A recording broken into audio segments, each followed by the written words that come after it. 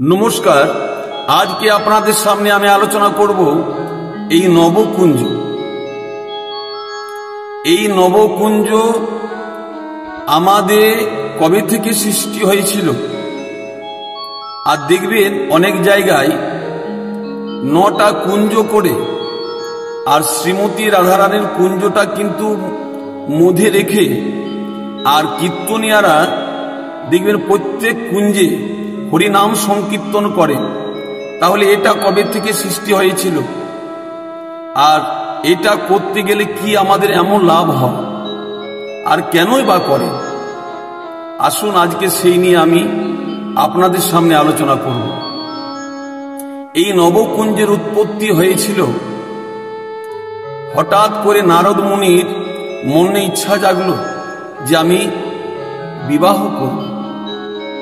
এই কথা কিন্তু কাউকে বলতে পারে না, তাই কাকে বলবে না, চলে গেলেন সেই কৃষ্ণ ভগবানের কাছে। কৃষ্ণ ভগবানের কাছে গিয়ে করজোড় করে দাঁড়িয়ে আছে। কৃষ্ণ বললেন, হঠাৎ করে নারদ মুনি আমার কাছে এসেছো কেন? নারদ মুনি বললেন, প্রভু আমার মনে একটা ইচ্ছা জেগেছে। আরে বলো বলো নারদ, তোমার মনে কি ইচ্ছা জেগেছে? প্রভু আমার ইচ্ছা হয় আমি একটা বিবাহ করে আমি ঘর সংসার করব। কৃষ্ণ ভগবান অন্তর্যামিনী, কৃষ্ণ ভগবান অন্তরে জেনে আর বলল, নারদ এটা তো ভালো কথা, বিবাহ করা ঘর সংসারই করা এটা তো ভালো। তা বলো বিবাহ করতে গেলে একটা তো পাত্রীর দরকার, তা পাত্রী ঠিক করেছো? নারদ মুনি বললেন, প্রভু আমি পাত্রী কোথায় ঠিক করব?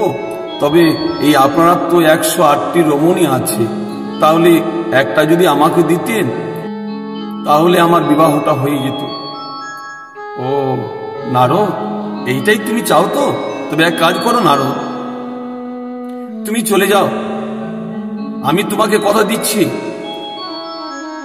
প্রত্যেক রমণীর কাছে তুমি যাও, যেখানে আমাকে দেখতে পাবে না সেই রমণীটাই তোমাকে আমি দান করলাম। নারদ মুনি আনন্দিত হয়ে সর্বপ্রথমে গেলেন শ্রীমতী রাধারানীর কাছে। সেখানে দেখছেন কৃষ্ণ ভগবান।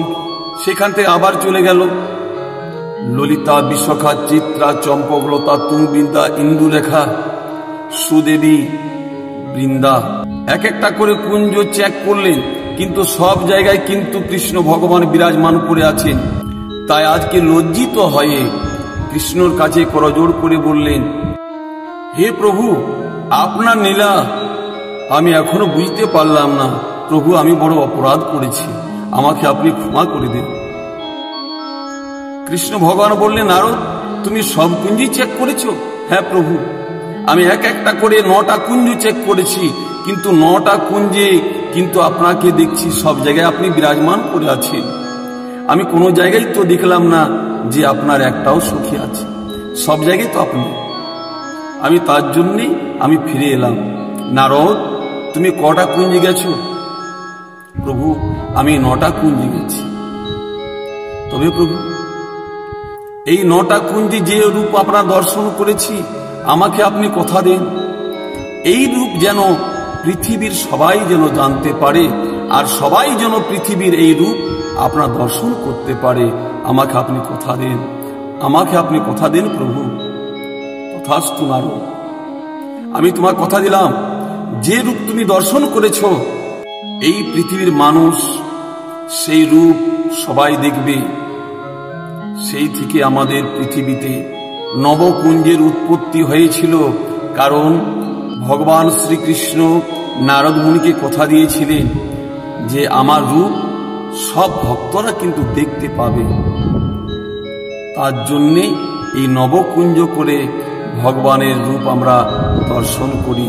ললিতা, বিশাখা, চিত্রা, চম্পকলতা, তুঙ্গবৃন্দা, ইন্দুলেখা, সুদেবী, বৃন্দা, এই অষ্টসখী 8টা কুঞ্জ, আর শ্রীমতী রাধারানীর একটা কুঞ্জ, সেই নিয়ে হলো আমাদের নবকুঞ্জ। আজকে আমরা সেই নবকুঞ্জ আমরা দর্শন করি, আর যত যত ভক্তরা সবাই সেই নবকুঞ্জ দর্শন করেন। যদি ভিডিওটা ভালো লাগে লাইক করবেন, শেয়ার করবেন। নমস্কার।